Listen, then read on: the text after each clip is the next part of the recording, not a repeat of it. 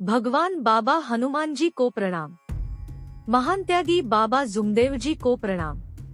परमात्मा एक। अभाग्यास भाग्यप्राप्ती महान त्यागी बाबा जुमदेवजींनी प्राप्त केलेल्या परमेश्वरी कृपेचा लाभ अनेक सेवकांनी त्यांची नानाथेची दुःखे नष्ट करण्याकरिता घेतला। शारीरिक दुःखाबरोबरच त्यांचे मानसिक, आर्थिक आणि सामाजिक दुःखही दूर झाले। याशिवाय अनेकांना नानाथेचे योग प्राप्त झाले आहे। बाबा स्वयं परमेश्वरात विलीन झालेले आहे। त्यांच्या मुखकमलातून जे शब्द निघतात त्याचप्रमाणे प्रत्येकाला योग मिळतो आणि आपले भाग्य बनविता येते। अशाच एका अभाग्याने आपले भाग्य या मार्गात येऊन बनविले आहे। त्या अभाग्याचे नाव आहे श्री हरिभाऊ कुंभारे। श्री हरिभाऊ कुंभारे हे जुनी मंगळवारी नागपूर येथे राहतात। त्यांना 2 पत्नी आहेत। त्यांचे दुर्भाग्य की त्यांचे पहिले लग्न झाल्यावर पुत्रप्राप्ती झाल्यामुळे त्यांनी दुसरे लग्न केले, पण तेथेही ते अपयशी ठरले। त्यांनी पुत्रप्राप्तीसाठी खूप प्रयत्न केले, पण योग आला नाही। हा कर्मभोगाचा भाग आहे। तेव्हा ते कुटुंबासह महान त्यागी बाबा जुमदेवजी यांच्याकडे आलेत आणि प्रार्थना करू लागले। तेव्हा बाबांनी त्यांना सांगितले, तुम्ही अभागी आहात। तुम्हाला आमच्या मानव धर्माचा स्वीकार करावा लागेल, तरच तुमचे भाग्य उदयास येईल। त्यावर हरिभाऊंनी बाबांना मार्गदर्शन करण्याची विनंती केली। बाबांनी संपूर्ण मार्गदर्शन करून अनेक देवांची पूजा बंद करून एकच भगवान बाबा हनुमानजीलाच मानावे लागेल, तसेच कुटुंबात सत्य, मर्यादा, प्रेमाने वागावे लागेल हे सांगून त्यांच्याकडून तसे वचन घेतले। त्यांनी या मार्गात येण्याकरिता करावी लागणारी 41 दिवसांची साधना सुरू केली। ती साधना पूर्ण करताना त्या काळात पाळाव्यास काही अटी दिल्या। साधना पूर्ण झाल्यावर 42व्या दिवशी कार्याची समाप्ती करून हवनकार्य थाटामाटात पार पडले आणि 43व्या दिवसापासून बाबा हनुमानजीच्या नावाने ते माळ जपू लागले। साधारणतः 4 वर्षांनंतर बाबा हनुमानजींनी त्यांच्या स्वप्नात एक साक्षात्कार दाखविला। त्यांना स्वप्नात दिसले की एक छोटासा बाळ साधारणतः 7-8 महिन्यांचा असलेला रांगत आला आणि त्यांच्या पत्नीचे दूध पिऊन अंगणात खेळाव्यास गेला। हरिभाऊंनी ही घटना बाबांना समजावून सांगितली। तेव्हा बाबा जुमदेवजींनी सांगितले, परमेश्वराला पुढे काय घडवायचे आहे ते तुम्ही पहा। सौ वत्सलाबाई सदावर्ती ही गोळीबार चौक, नागपूर येथे राहते। ती हरिभाऊंची धाकटी बहीण आहे।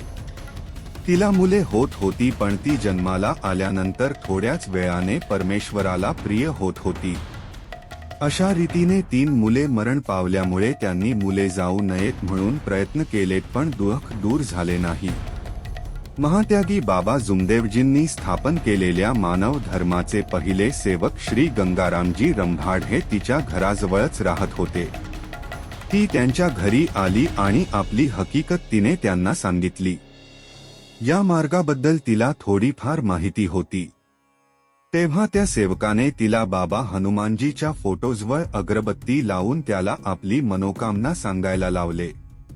पुढे परमेश्वर काय घडवतो ते पहा असे ते म्हणाले।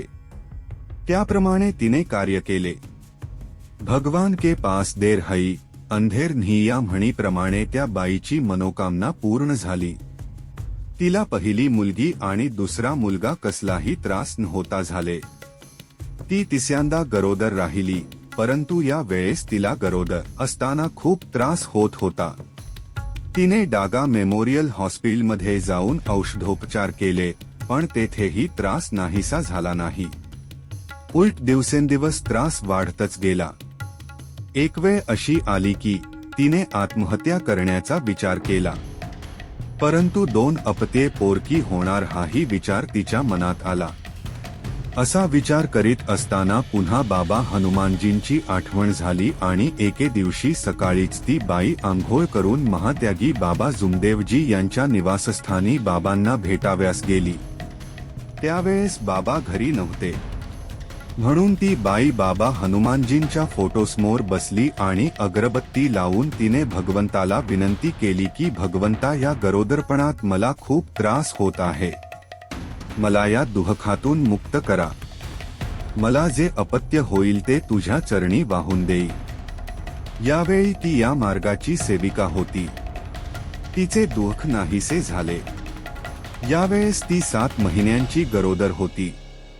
तिने भगवंताला अशी विनंती केली ती तिने घरी कोणालाही सांगितली नाही. वत्सलाबाईंची मनोकामना पूर्ण झाली. परमेश्वराने तिचे शब्द ऐकून तिला त्रासातून मुक्त केले. कारण महानत्यागी बाबा जुमदेवजींनी जी एका भगवंताची प्राप्ती केली आहे ती परमेश्वरी कृपा जागृत आहे. 9 महिने पूर्ण झाल्यावर तिने एका छानशा गोंडस मुलाला जन्म दिला. दिवसेंदिवस वाढत वाढत तो 8 महिन्यांचा झाला. एक दिवस रांगत असताना पायरीवरून तो खाली पडला आणि त्याच्या पायाला दुखापत झाली. खूप औषधोपचार केले पण दुःख दूर होत नव्हते. तेव्हा वत्सलाबाईने आपल्या घरातील लोकांना सांगितले की हा मुलगा मी भगवंताला वाहून देईन असे त्याला वचन दिले आहे. हा मुलगा आपला नाही, तो भगवंताचा आहे. म्हणून त्याचे दुःख दूर होत नाही. म्हणून त्याला भगवंताच्या चरणी अर्पण करणे हाच एक उपाय आहे. तेव्हाच त्याचे दुःख दूर होईल. तेव्हा घरच्या लोकांनी तिला अडविले. ते तिला म्हणाले, भगवंताला शब्द दिला म्हणून काय पोटच्या गोळ्याला असे वाहून देतात काय. परंतु त्या बाईचा निर्धार पक्का होता. तिला नक्की माहीत होते की वाहून दिल्याशिवाय दुःख दूर होणार नाही. तिने घरच्या लोकांना बजावून सांगितले की मी बाबा जुमदेवजींकडे जाते आणि सर्व हकीकत सांगते. ते ज्याप्रमाणे मार्गदर्शन करतील त्याप्रमाणे मी पुढील कार्य करी. सौ वत्सलाबाई त्या मुलाला घेऊन बाबा जुमदेवजींच्या निवासस्थानी आली. बाबांना संपूर्ण हकीकत तिने सांगितली आणि परमेश्वराला दिलेले वचन तिने पूर्ण केले नाही याची चूक कबूल केली. बाबांनी शांतपणे तिचे म्हणणे ऐकून घेतले आणि बाबांनी तिला मार्गदर्शन केले की बाई, हा मुलगा तुझा नाही. तुला असे वचन देण्यास कोणी सांगितले. ती उत्तरली, बाबा, मला खूप कष्ट होत होते, मी ते सहन करू शकत नव्हते, मला कोणीही सांगितले नाही. मी स्वतःच भगवंताला अंतःकरणापासून दुःख दूर होण्याकरिता वचन दिले. तेव्हा बाबा म्हणाले, ठीक आहे, तू भगवंताला मुलगा वाहून दे. बाई म्हणाली, बाबा, आपण म्हणाल त्या दिवशी मुलगा वाहून देईन. त्यावेळी बाबांनी तिला अट घातली की मी मुलगा दान घेईन, पण दोन्ही डोळ्यात अश्रूंचा एकही थेंब आणता हस्तमुखाने दान द्यावे लागेल. अश्रूचा एक थेंब जरी डोळ्यात दिसला तर मी दान घेणार नाही. त्याप्रमाणे बाईने अट मंजूर केली आणि त्यांनी तिला 3ऱ्या दिवशी सायंकाळी त्या मुलाला घेऊन येण्यास सांगितले. ठरलेला दिवस शनिवार होता. त्या दिवशी 1970 सालची जानेवारी महिन्याची 3 तारीख होती. ठरलेला दिवस उजाडला. बाबांनी एका सेवकातर्फे 25 ते 30 सेवक आणि श्री हरिभाऊ कुंभारे यांना सहकुटुंब बोलावून घेतले. सायंकाळी 7 वाजता सर्व हजर झाले. सौ वत्सलाबाई सदावर्ती ही पण आपल्या 8 महिन्यांच्या मुलाला घेऊन वेळेवर आली. भगवंताला सर्वांनी एकतेने प्रणाम केला आणि आनंदाच्या सोहळ्याला सुरुवात झाली. सौ वत्सलाबाईने आपल्या मुलाला भगवान बाबा हनुमानजींच्या प्रतिमेसमोर झोपवले, अगरबत्ती लावली, कापूर लावला आणि भगवान बाबा हनुमानजीला विनंती केली की बाबा हनुमानजी, मी आपणास वचन दिल्याप्रमाणे आज मुलाला वाहून देत आहे. हा माझा मुलगा नसून तो तुमचा आहे, त्याला आपण स्वीकारावे. असे म्हणून तिने मुलाला वाहून दिले. कापूर विझल्यावर तिने त्या मुलाला उचलले आणि बाबा जुमदेवजींसमोर ती उभी झाली. बाबा सारखे तिच्या डोळ्यांकडे बघत होते. त्या बाईने हस्तमुखाने त्या मुलाला बाबा जुमदेवजींना दान दिले. तिच्या डोळ्यात अश्रूंचा एक थेंबही आला नाही. त्याचवेळी बाबांनी त्या मुलाला घेऊन श्री हरिभाऊ कुंभारे यांना समोर बोलावून त्या अभाग्याला तो दान दिला. परमेश्वरी लीला अगाध आहे. त्याला जे घडवायचे होते ते त्यांनी घडामोडी करून घडविले. आश्चर्याची गोष्ट अशी की ज्यावेळी हरिभाऊंनी मुलाला आपल्या हातात घेतले त्याच वेळी त्यांनी तो मुलगा आपल्या लहान पत्नीजवळ दिला आणि साक्षात्कार घडला की त्या बाईने मुलाला हातात घेताच तिच्या स्तनातून दूध बाहेर येऊ लागले. हे तेथे जमलेल्या सेवकांनी पाहिले आणि वत्सलाबाईंचे दूध आटले गेले.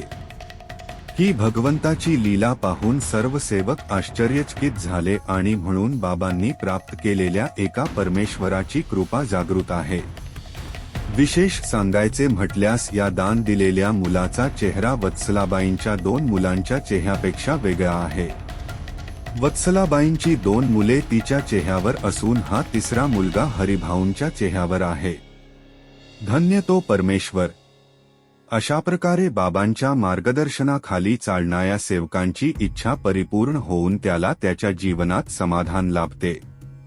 परंतु त्याकरिता एक परमेश्वराला समोर ठेवून मानवतेचे कार्य केले पाहिजे. म्हणजे या कलियुगात सुद्धा सत्ययुगाचा लवलेश आहे हे वरील गोष्टीवरून सिद्ध होते. अशा प्रकारे या मार्गात अभाग्यास भाग्य लाभते हे सिद्ध झाले आहे.